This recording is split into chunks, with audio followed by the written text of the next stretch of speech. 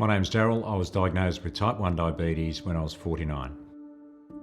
My diabetes diagnosis was something I never planned for. When I was in the sales role in media, quite active and stressful, and just felt a bit run down. And long story short, that's when my GP says, look, you've got a marker. I think you may have diabetes. I don't think I necessarily managed it super well early on. I just thought this is something that I can manage and move on.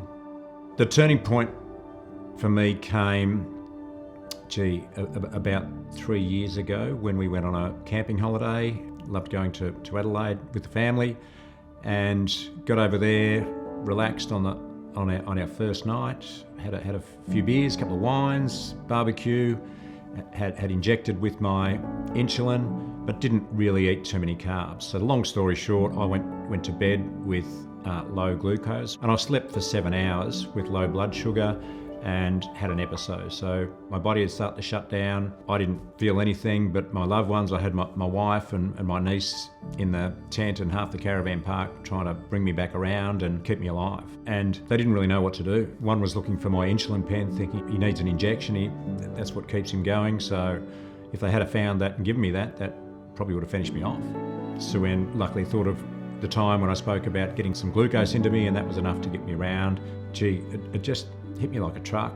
I saw the faces of all these people looking at me that were just so traumatised, about losing me, and I thought, I've just got to do something better here. I actually went back to the Baker Institute and did a 3-day course. As I look back, becoming insulin dependent has changed my life in many ways, but the biggest impact has been mentally. I've heard that somebody with type 1 diabetes has to make over 100 decisions every day, and that's the bit that really wears me down. And I've got to be well equipped to make those decisions. The equipment I now use to manage my diabetes is a sensor, so no more finger pricking, a sensor that's on my skin that I can change, and that talks directly to my iPhone, so I know at any time exactly what my blood glucose is.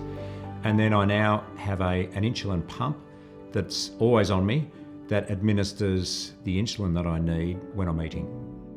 My connection with the Baker Institute has been the incredible team of people that are there to support me. My long-term preventative measures are really, first and foremost, led by my endocrinologist at the Baker Institute, really taking his advice. I want to control the things that I can control and I need to control to live a healthy and active lifestyle that I want to live. It's almost like every night on the news you see a good news story about some development, and I sit here think, well, look, my kids might actually be a chance to carry on and get type 1, but their journey is going to be so much better.